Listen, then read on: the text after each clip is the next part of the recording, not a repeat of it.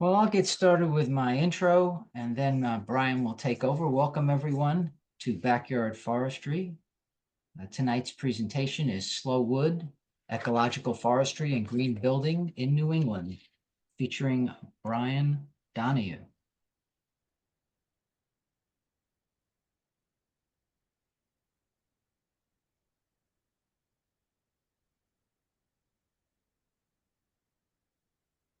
Just want to touch on a few things before we begin. I wanted to thank last month's presenter, Courtney Willits from the New Jersey Forest Service, supervising forester.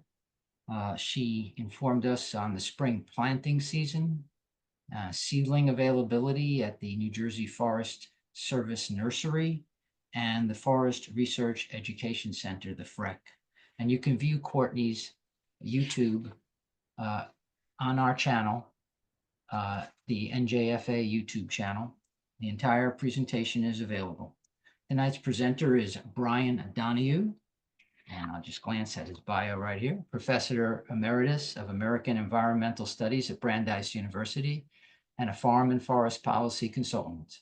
He's the author of Slow Wood and Reclaiming the Commons, co-founder of Land's Sake, co-owner of Bascom Hollow Farm, member of Gill Conservation Commission, board member of the Massachusetts Woodlands Institute, Friends of Spinocia, and Franklin Land Trust. I'm very lucky to have him here this evening. Just wanted to let everybody know that if you didn't attend our annual meeting, and I saw some of the registrants were there, I thank you all for attending. It was a sellout event. We appreciate everybody who donated. We're especially appreciative of our keynote speaker, Dr. Keir Klepsig from the Jones Center, as well as guests from New Jersey Forest Service, New Jersey Forest Fire Service, New Jersey Fish and Wildlife, USDA, NRCS, and a range of other speakers. I also wanted to congratulate John Park, who won the NJFA annual award, the Sal Vucolo Award, for passionate devotion, dedication, and contribution to the enhancement and sustainability of New Jersey's forests. I also wanted to thank the sponsors of our meeting, in particular, Echo Power Tools and Forestry Suppliers, both of whom have been long-term sponsors of that event. And finally, I'd like to ask you all, if you do have the inclination, please donate or join the association. We are an all-volunteer organization. We spend money very, very carefully, but it's always good to have money to do the things we need to do. And so I'd appreciate it if you would join. Membership is very important to us. And so is any small donation is just as good as a large donation. So please make it and give generously if you can. And without further ado, I welcome our presenter, Brian Donahue. Thanks. If I can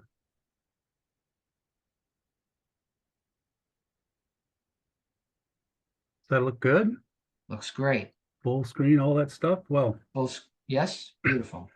Great. Well, thanks for having me here, and thanks for everyone coming. And I'm glad you got to hear about longleaf. I was just thinking in that introduction, I had the pleasure of being down at Greenwood Plantation once in southern Georgia with with Leon Neal.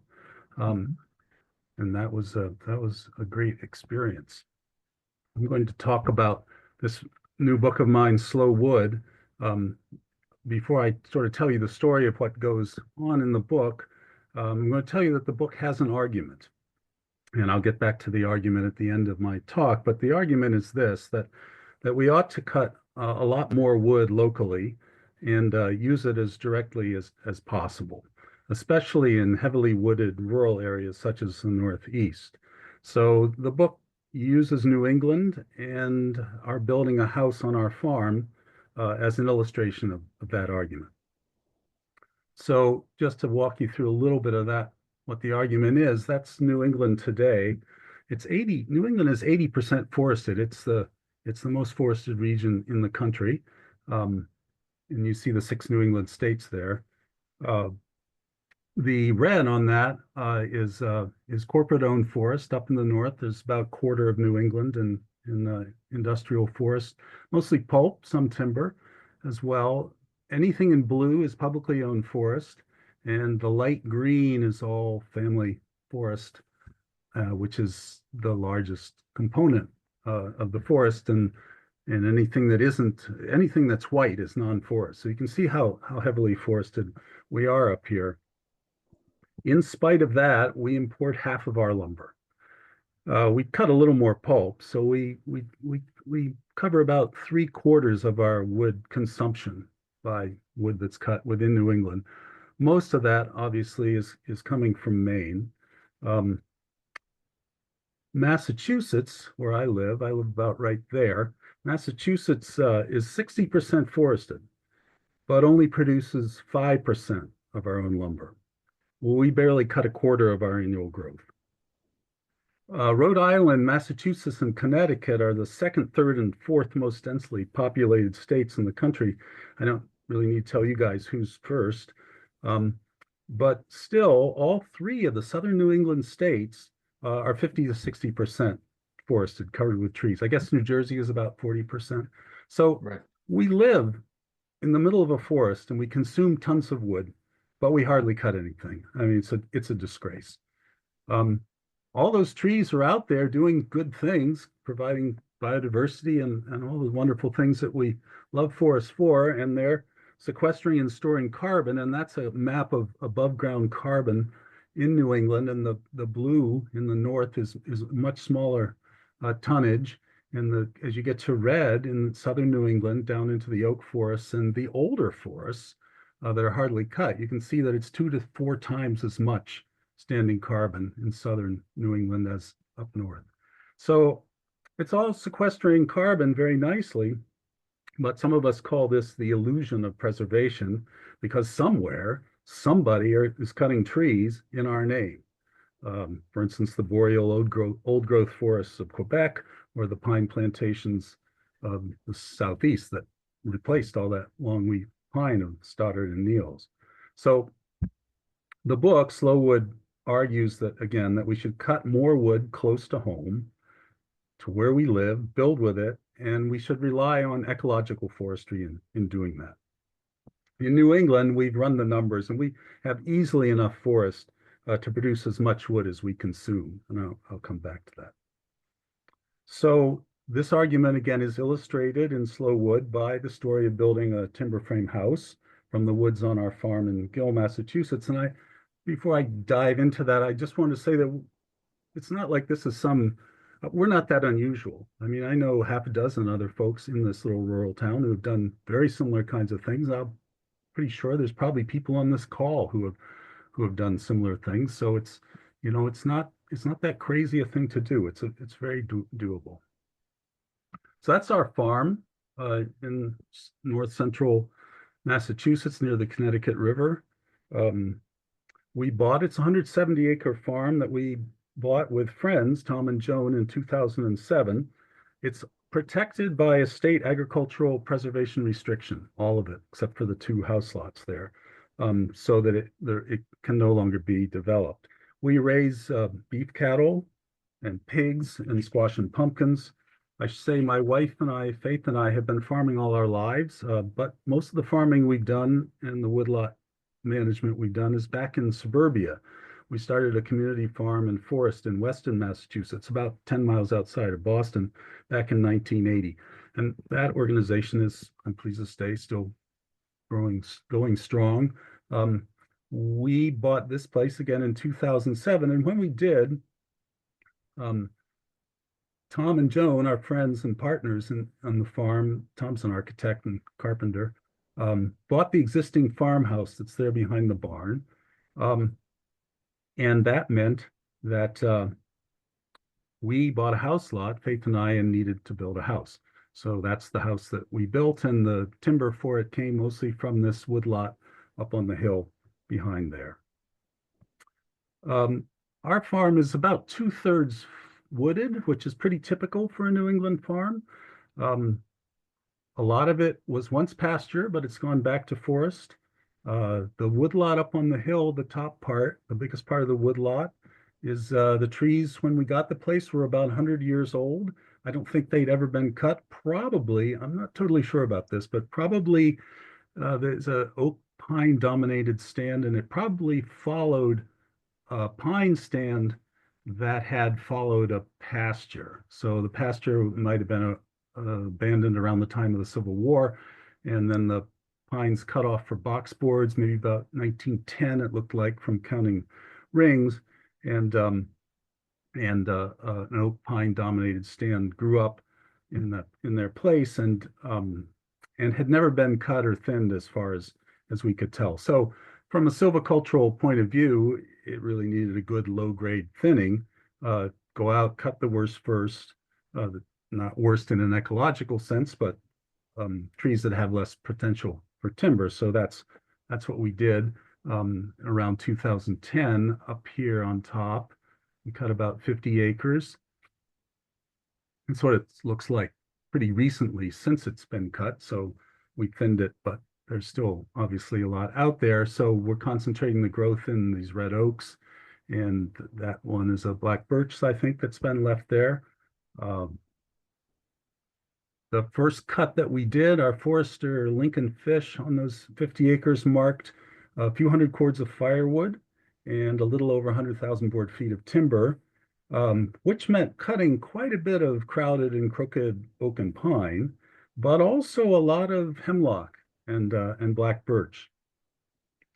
I had always assumed, because I was so familiar with them, that when we build a house, we build it out of oak and pine, which are lovely woods, and I love them a lot.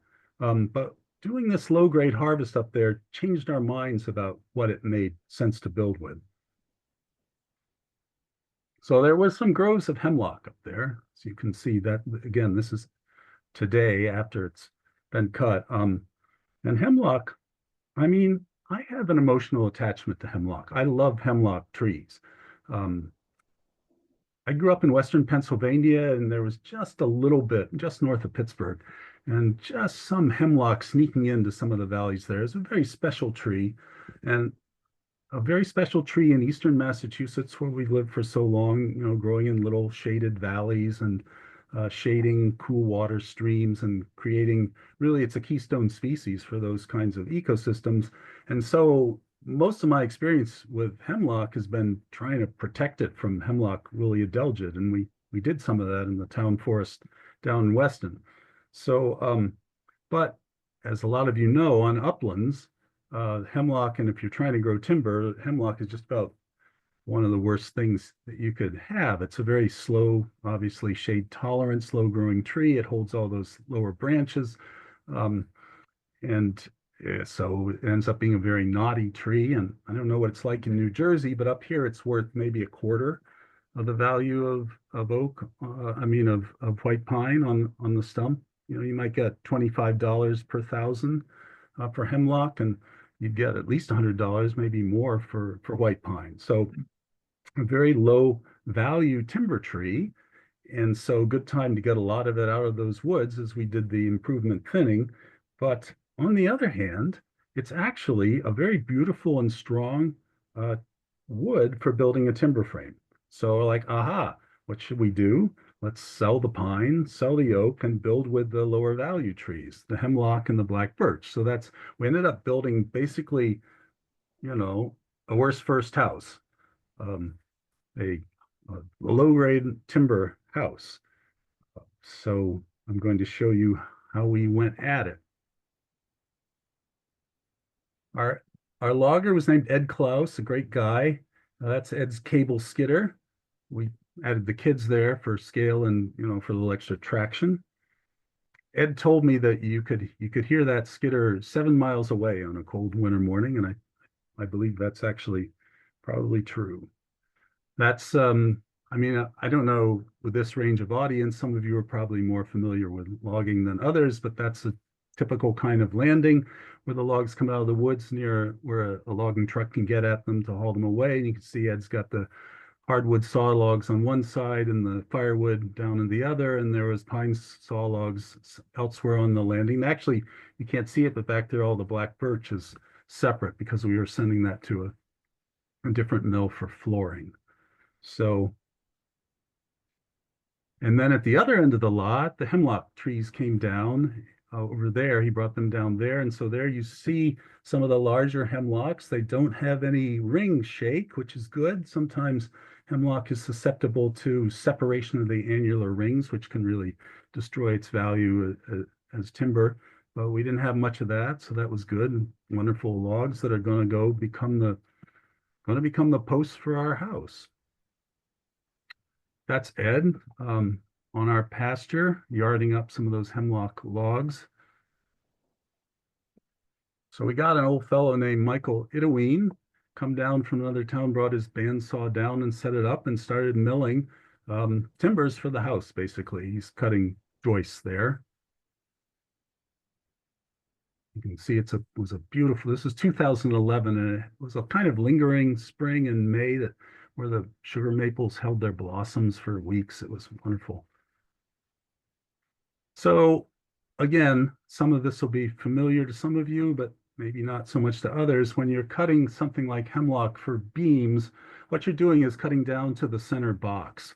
So basically you're taking slab off the outside, and then you're taking off 1-bys, which you see stacked here, and some 2x4s, 2-bys, 2x6s, or whatever these are, as you work your way down to maybe an 8x8 in the middle, and then Michael would slice that 8x8 in half and give you a couple of these 4x8 joists. So the process of sawing the beams for the structure of the house generates all this other material, which is important because you can use that for different things. So then I trailered the rough sawn beam material over to our timber framer in another town, a fellow named Dave Bowman and Neil Godden, a couple of really fine timber framers. You can see that hemlock is a plate. It's the bottom side of one of the top plates, and it's got the mortises cut in it for the tenon on top of the post and for the brace there, and it's been nicely power planed, so you can see the grain and all that. And when the structure is all cut, they brought it over to the house, which has got the deck over the basement already down, and we pre-assembled these bents, which is what you do. You sort of put together some key posts and cross pieces to give you things that you can erect first, and then you start adding the other pieces to them. We're pegging them there. That's my son Liam and I with black locust pegs. It's a great thing for a kid to be able to build a house. So a few days later, we had our frame raising. This was around the 1st of September in 2011. Got a bunch of friends on a small crane and you raise up those bents until they're vertical and start putting in floor joists, which is what we're doing there. It took us a day. We barely beat the darkness and the rain, but we got it done. That's the next morning. You can see that we didn't do a timber frame roof. We're going to do a conventional roof. We did a ridge beam, but do a timber frame roof is a little more expensive because it's tricky joinery, and we weren't going to see it from underneath because we didn't really have any cathedral ceilings. So we didn't figure it was particularly worth it to do that. These are the kind of choices you can make when you're building a house, obviously. I took a lot of pictures of that frame because you don't get to see the frame like that for long. You know, it's that beautiful sculpture that's going to disappear and become a house. It's a picture of it over some of those 1-bys that were sawed off it. There's a picture of it over the pasture gate. And there's the woodlot again behind it that the wood came out of. So you can see there's still forest.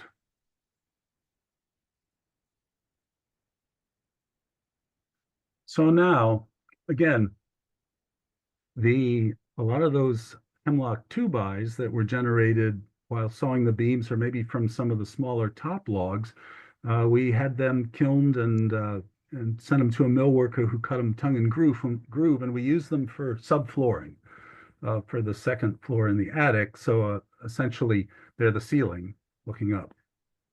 And you can also see that the frame has been surrounded by SIPS panels, by structural insulated panels, which is a sandwich of chipboard and foam insulation. It makes a very tight package, a lot of insulation, and it allows you to see the frame inside. So essentially, the frame becomes the main ornamental feature of the house. So it's a combination of using local wood where it makes sense and some more kind of modern construction materials. Same idea here. You can sort of see the subflooring from the hemlock there. The interior walls, the carpenters just used conventional 2x4 studs. We could have used local wood for that, but there was no real point in that. It was going to disappear behind plasterboard anyway. Now those hemlock 1x, I had a bunch of them kilned and also cut tongue and groove with a little bead on them. And I banged them together to make doors, just really simple board and batten doors. And it's my daughter Maggie there, and that's her bedroom door, I believe. That porch is white oak. It's just been oiled. And the porch posts are cherry. We'll talk about cherry in a second. That's what the doors look like. And if we have time, I can tell you about that hardware. Kind of came down through the family.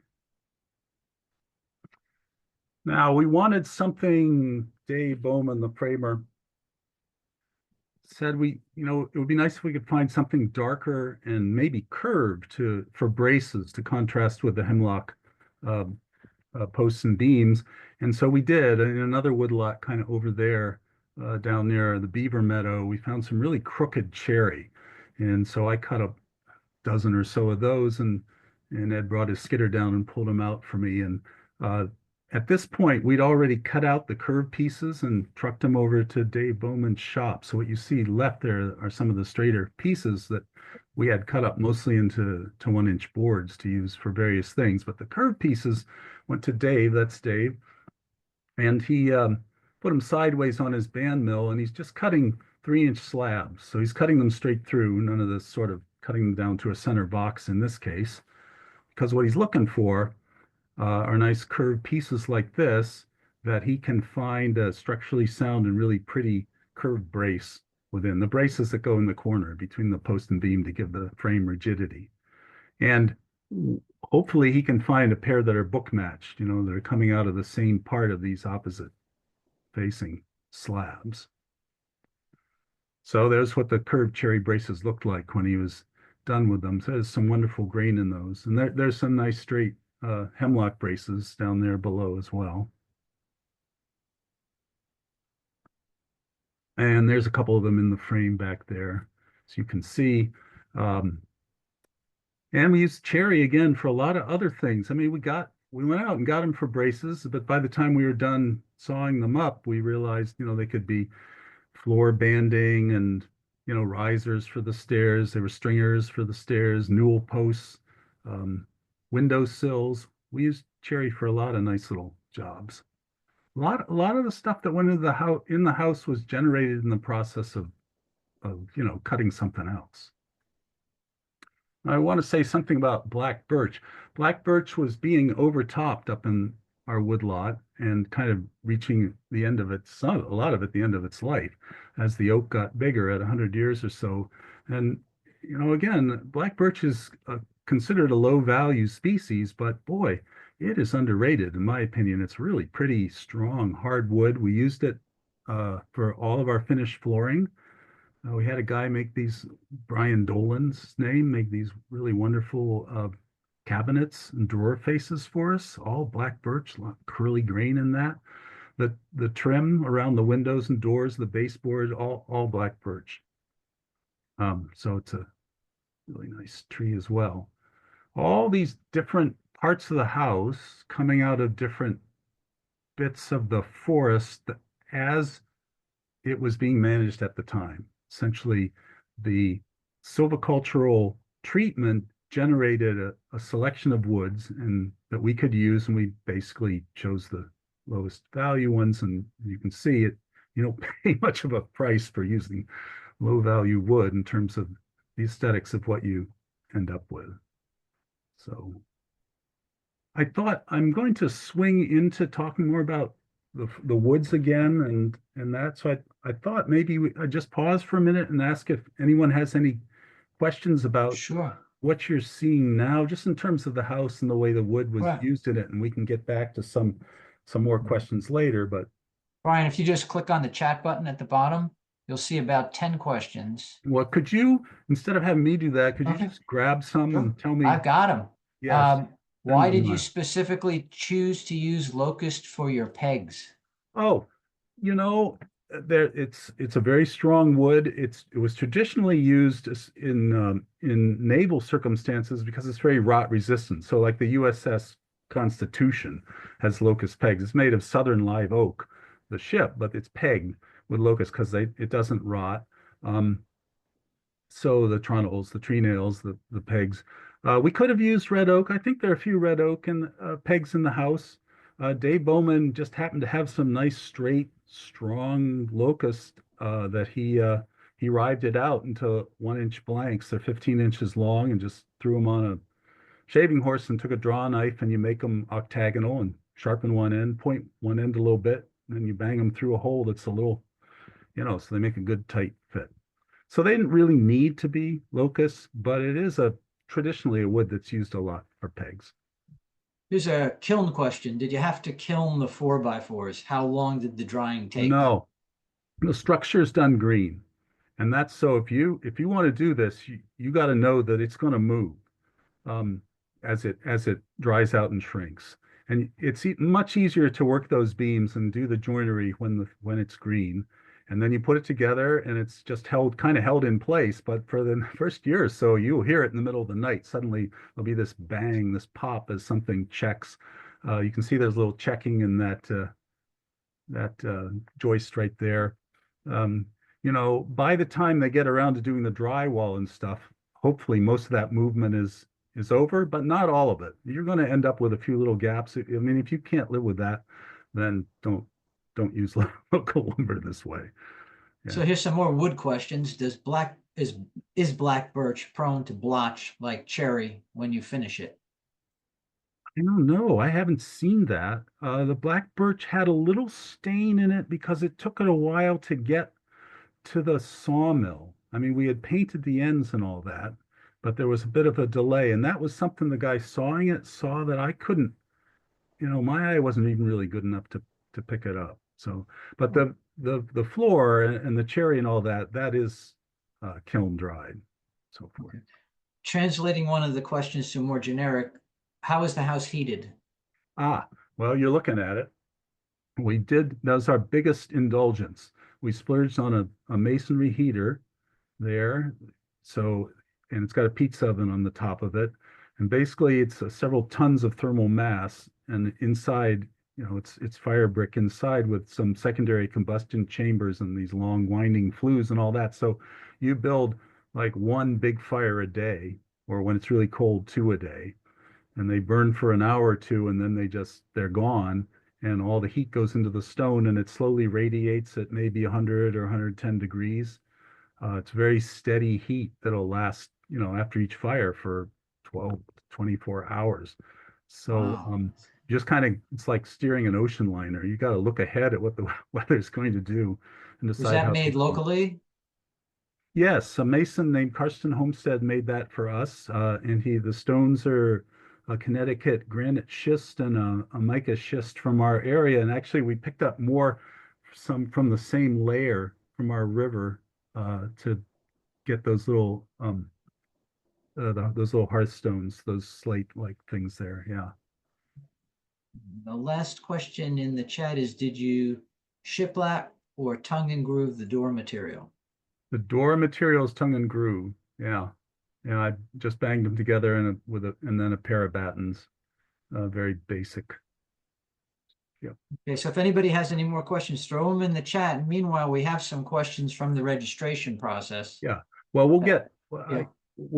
we can go back to questions. I want to push Okay. on through the kind of the forest side of this, and then we'll Excellent. just open it up for more discussion here. So, Yeah, the point that the broader point here is that all of these, again, all these different kinds of woods that you see in the different ways they're used go back through the process of milling them, and then they go back to the forest in a very diverse way. So in a way, the diversity of the house reflects the diversity that you're trying to achieve and maintain in the way the forest is being managed. So that's a corner of the woodlot up near the top of the hill, so not as heavily oak dominated there. You can see that this is after it's cut, obviously, that there's quite a bit of black birch still left up there. So not all of the black birch came out. And that's the top of a locust. Um, the logger, Ed, left at the forester's instruction, left the slash very high because we're trying to guard the oak regeneration, if there was any, from something you guys know about very well down there, which is white-tailed deer. Um, we have not got good oak regeneration up in that lot. Our forester's hope is that if we can get some to start, doing more worst first harvesting, that would open up some holes that would be enough to release some of that oak regeneration.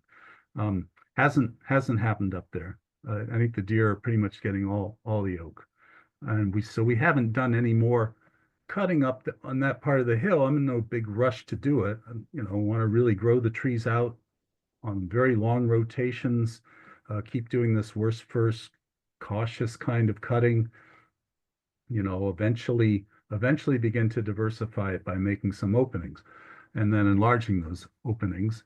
And I'm just going to take a quick detour here to northwestern Pennsylvania, because this fellow is named Steve Latta, and Steve is an ornithologist at the National Aviary down in Pittsburgh, and he's doing some research with the Foundation for Sustainable Forests up near Meadville, and so basically northern hardwoods forest, but with a lot of oak and cherry as well, and they're doing a lot of these small gaps, and you can see this is about a 2-acre gap. You can see there's a lot of tulip poplar in it, but what Steve is studying is how well early successional bird species utilize these really small gaps. And the news is that they do. You don't need a really large clear cut to get early successional bird species. He's finding them in these little gaps. He's finding that a lot of the interior nesting bird species use the gaps too, actually, not for nesting, but for the fledglings to shelter in. So this all stands to reason that these forests, the dynamics of them historically for thousands of years was probably small localized windstorms that would create small gaps like this. So you would expect that most of the plant and animal species that live in them would be pretty well adapted to that. So the bottom line is that this kind of very cautious silviculture can give you quite a bit of diversity, even reaching into those early successional. How many acres is the gap size? They're making them in various sizes depending on how heavily they want to cut. I believe this is about a 2-acre gap, so that's pretty big for what they do for regeneration in these forests. A lot of the gaps are much smaller than that, and then of course you enlarge them around the edges as the years go by, because you're starting to get regeneration from the light around the edges as well as the approach. This is a different part of our farm. We're back in Massachusetts, about a year or two before we bought the place. So around 2005, there's an old pasture covered with these pasture pines that had a seed tree cut. So that leaves just these very scattered, the kind of best of the lot. I think the pines were maybe 65 years old. I think that pasture was abandoned in 1940. So the idea of this is you let in quite a flood of light because you need that to get the white pine regeneration, which they did. They got really nice white pine regeneration, but they also got a ton of black birch. And we cut the black birch back. We just done that after this picture was taken, but it rebounded from the little stumps and it caught up to the pine again. So today this thing is full of, these pines are all up 20, 25 feet, but so are a whole bunch of black birch. And but the other thing that happened was that mixed in amongst all that black birch was a lot of red oak and white oak. So the oak regeneration that we got wasn't up under the oak trees up the hill. It was where the blue jays and squirrels carried the acorns into this pine stand.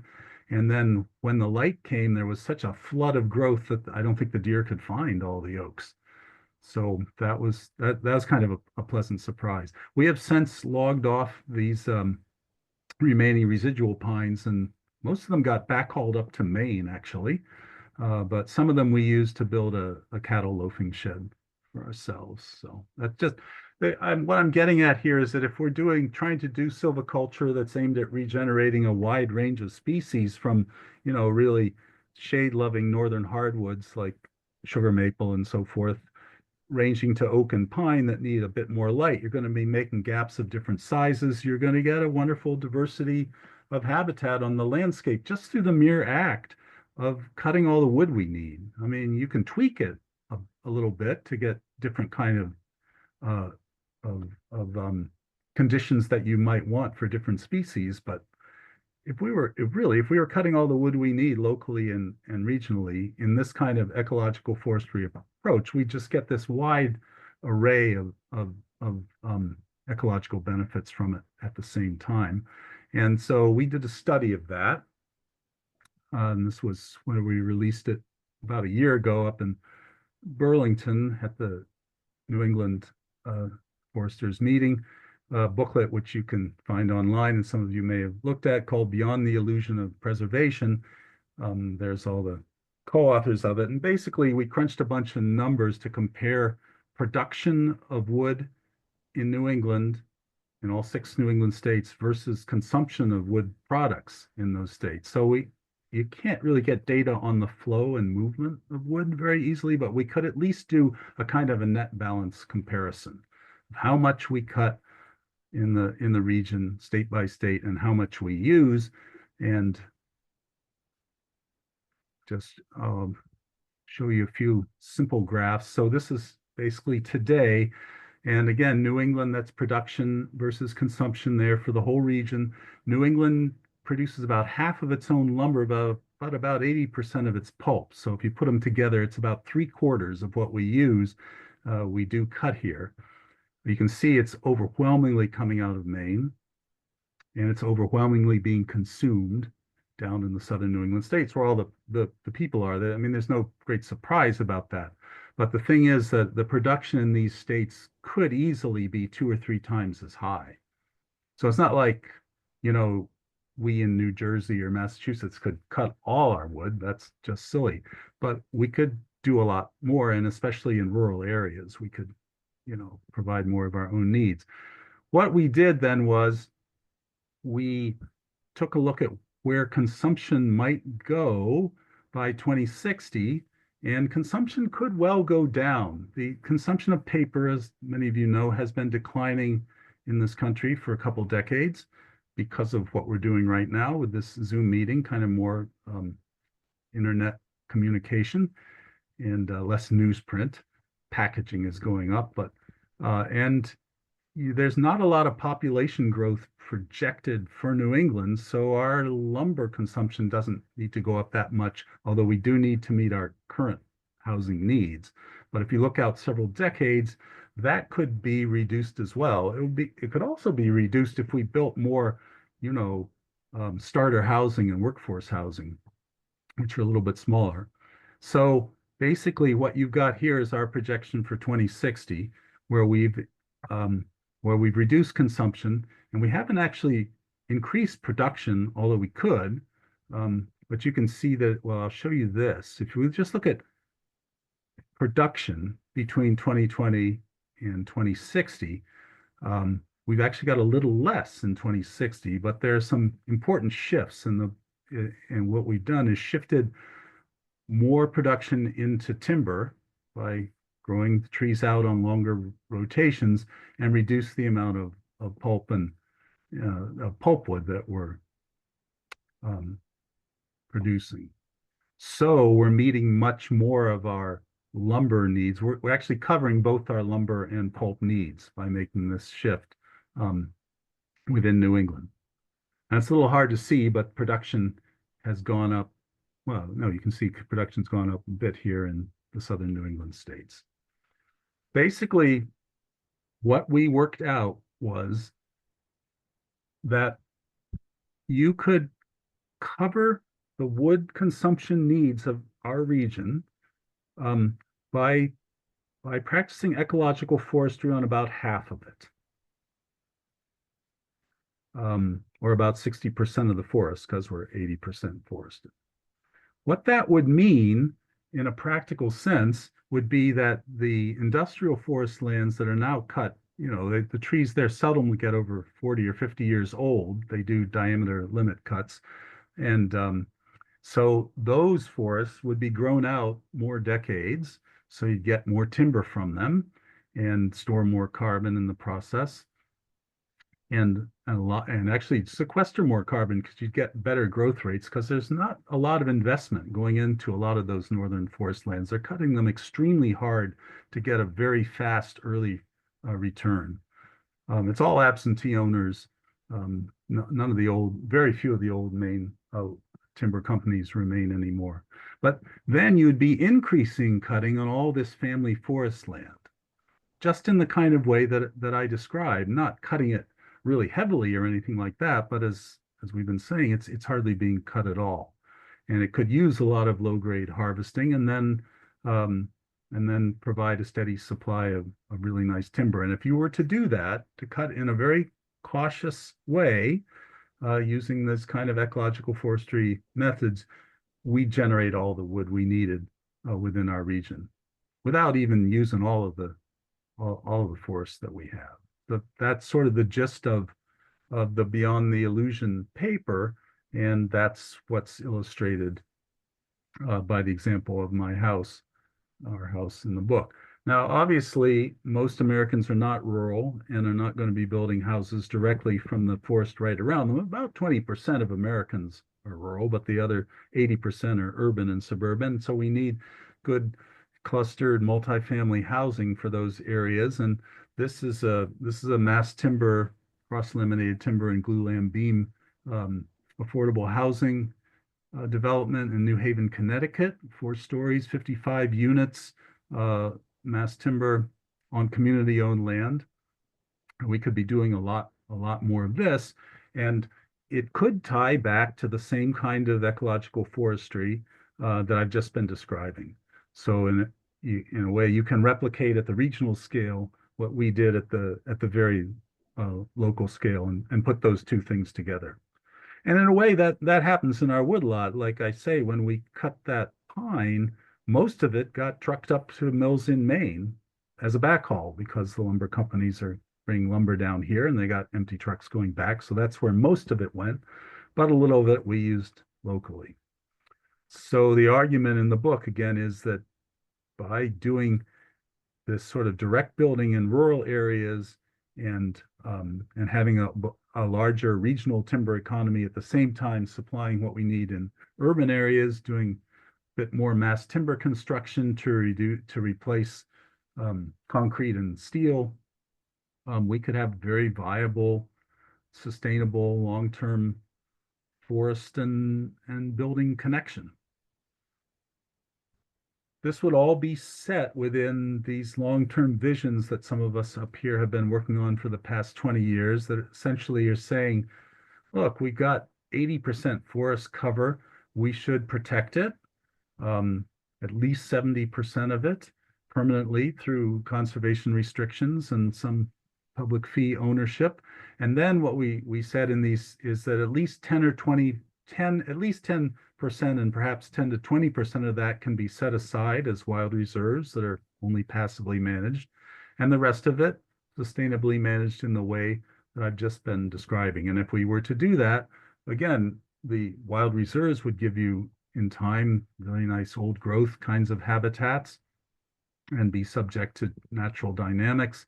And then you get the diversity of silviculture that I've just been describing on the managed woodlands. And you can make a very similar argument about local food and the farmland that we have left as well, which can also supply some really nice grassland habitat for birds and so forth. So we're trying to think of the way we use the landscape in this kind of very integrated way and tie it to our communities and to our material lives. That's kind of what the and what the book is about.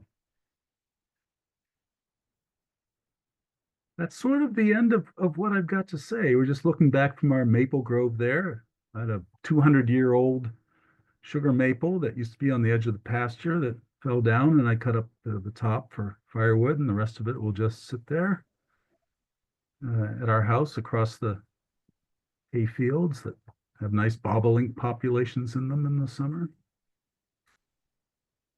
I'm ready for more questions on the house or the region or any of this. How many square feet is the house? Uh, it's 2,400, two-story. Like anything, kind of depends what you count, but the average size of a new house in America today is 2,800 square feet. And when I was growing up, and a lot of us were growing up in the 70s, it was 1,700. And it's not real clear, what we need all that space for. But we're at 2,400. Well, I kind of know it's full of all this stuff we've accumulated from generations past. Let's see. This is a good one. I like this question a lot. What do you estimate is the value of the wood that you used to build the house? In essence, I guess the retail equivalent. Yeah, I kind of tried to keep track of that. I don't have a good answer for you. Um, it's so complicated because we were selling it as we would do these harvests and sell part of it and keep part of it. So I'm a little embarrassed that I can't just come up with an answer. My feeling about that, if I can expand on that question and where it might be going, um, I don't think it was particularly cheaper for us to build the house this way, but I don't think it was more expensive either. We pretty much paid to build this size house in this part of the world what you would expect to pay. Mhm. Um, and so, I think, as I said in the book, if you can afford to build a house, you can afford to build it with local wood. The things that we did are not they're not adding that much to the overall all cost of construction. That's going to be driven by the cost of land and how big you make it, how many back kitchens and breakfast nooks and so forth you want. So I'm not going to sit here and claim that it's a huge saving, but I don't think it was particularly more expensive either. Okay. There actually is a question that indirectly asks that. Yeah, Um, it's a very important question, and so I mean, and I could give a long, complicated answer, but I guess the way I'd cut it down again is this: that people who are moving into or live in rural areas and moving into rural areas that have often quite a bit of means, if they were and they're building houses, if they were to do it in this way, it's not going to make that much difference in how much they pay for the house, but my God, it's going to do great things for that local community. The amount of what you spend that's going to stay there and employ people who really want to live there, um, is going to be a tremendous boon. And then that poses a second parallel question as well. Okay, where are those people going to live if the price of land is being driven up and so forth? So you need a parallel approach by which you can also create housing sites and build smaller housing. And there's no way that just by building it locally, you're suddenly going to make it affordable uh, enough for everybody. That's still going to have to be subsidized somehow. But again, if we're going to tackle this question of how we provide a broader range of housing and put money into doing that, we ought to try to get these extra gains of connecting it to local ecological forestry and helping rural communities. That's the center of the argument. Clearly, you have tremendous pride in what you did. Do you feel that it's a different living experience, living in a house that you know where virtually every stick of wood came from? You selected Yes, it. sure. You know, it, yeah, it does. It's a very nice feeling. And I mean, we've been heating with wood since the 1970s and growing a lot of our own food because we were running all these different farms and had gardens and so forth. So this is a kind of extension of having those sorts of direct connections with the land around you. And it's sort of a once in a lifetime thing as far as we're concerned to do. So it was an amazingly exciting and satisfying experience to do.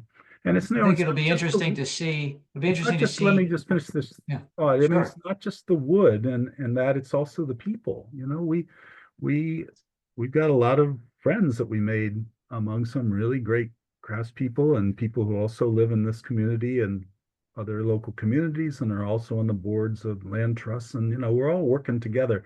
And so that's an enriching thing, as well as kind of being able to look out the window and see where the wood comes from. But yeah. Do you feel that your children have a greater connection to the house, having participated in its construction?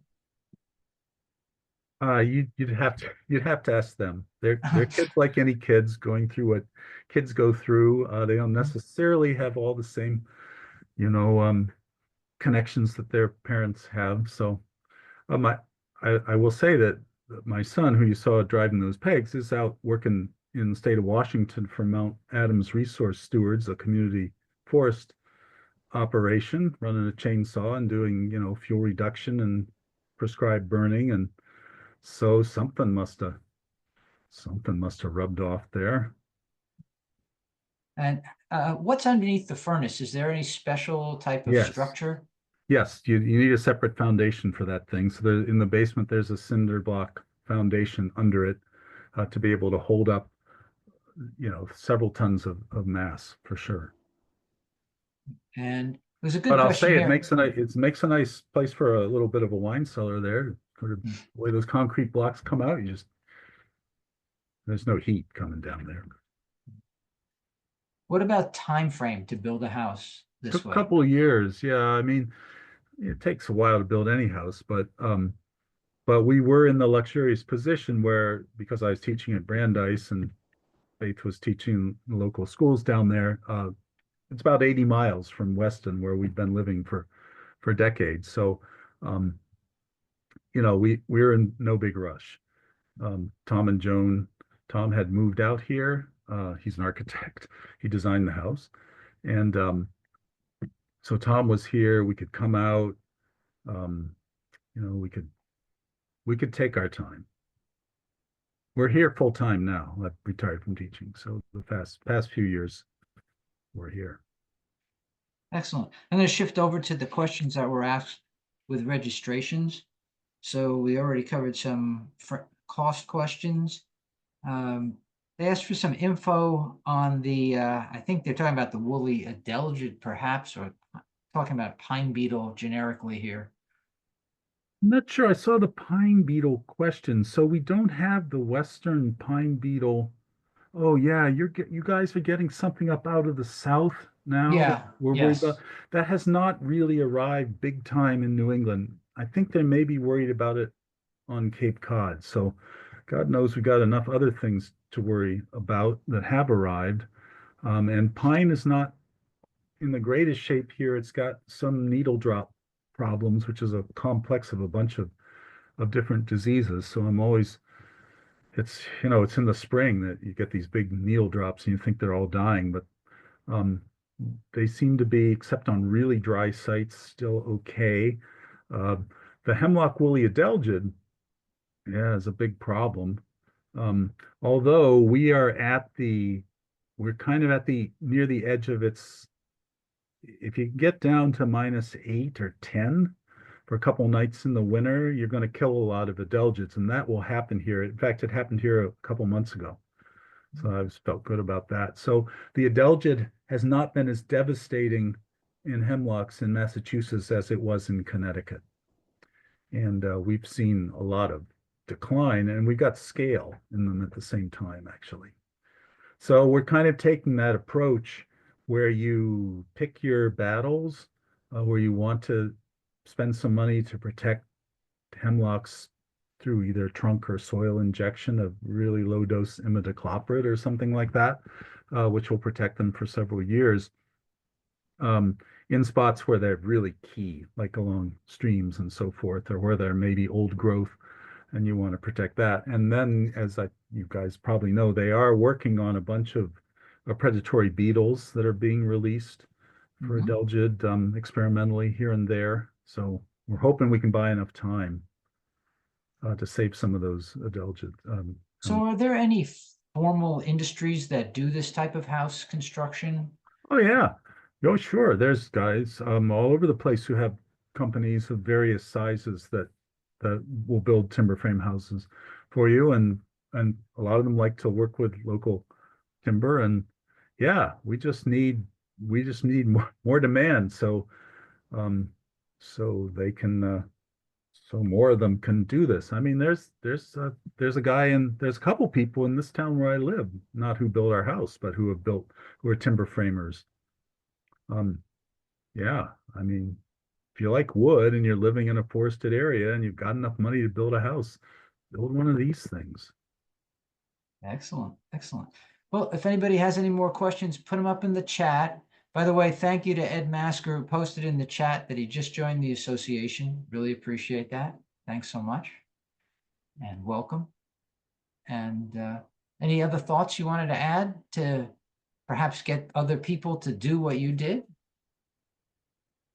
Sure, give them my book.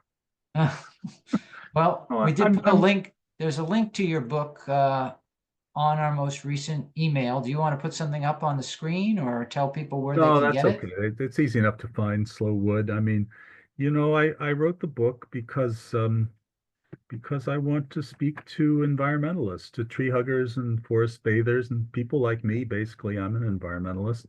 I want to protect forests, and then there's great ecological reasons to have forests, and there's good ecological reasons and other kinds of reasons to have wild, unmanaged forests. But at the end of the day, we're an industrial society with an enormous housing need, and there's just nothing like wood for building in an environmental sense or a lot of other senses, which means we got to cut trees somewhere.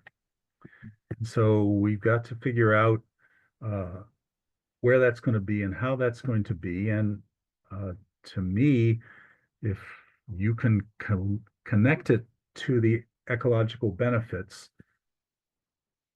by doing ecological forestry, it's worth the extra cost, essentially.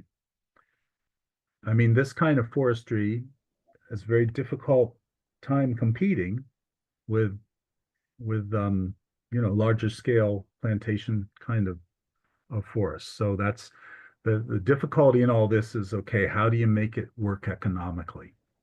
Mhm. The landowner has to be willing to maybe take a little less for the stumpage because they want to see their woods in that condition.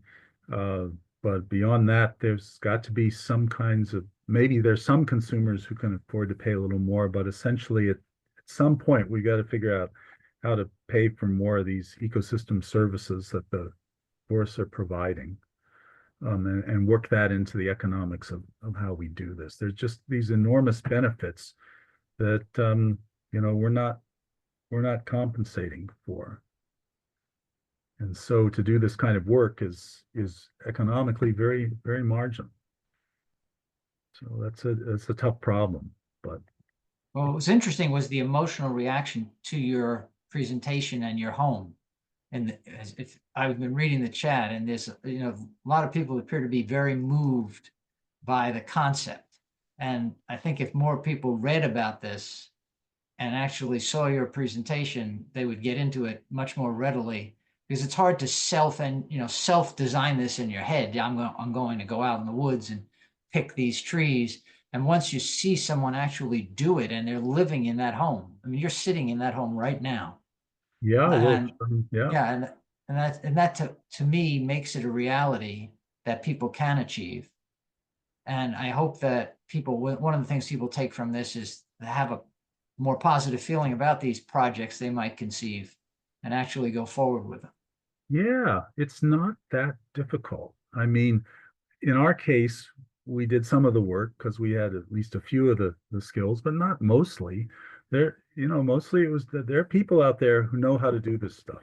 There's plenty of consulting foresters, um, who are eager to do this kind of work. There's good loggers. It's economically very tough, so, but they're out there. Um, and the thing is, once you find a couple of them, they will find all the others for you. They'll be like, oh, well, you got to hire this guy, to build the masonry heater, or this is who you want for an electrician or whatever it might be. I mean, a lot of these house construction books, to be enjoyable to read, are disasters. So you get to read about how everything went wrong. And I got to tell you, not much went wrong. A couple little things went wrong, but by and large, maybe we were just lucky, but we got engaged with a really good bunch of people, and they made us a really nice house. Well, truly excellent. I'm really taken by the presentation. I didn't have the expectation that I'd react, in such a warm way to it that, I want to run right out in the woods and get to work. And it's really wonderful and inspiring. And I thank you for being here. Sure, my pleasure. Anyone have any last minute questions? Looks like we're good. A lot of thank yous. Well, You're I all say very thank welcome. you, thank you, thank you. We really appreciate you being here, and the video will be up on the YouTube channel in a couple of weeks. Very good. Excellent. Well, thank Thank you you so all. much. Yep. Good night to everyone. Night, New Jersey.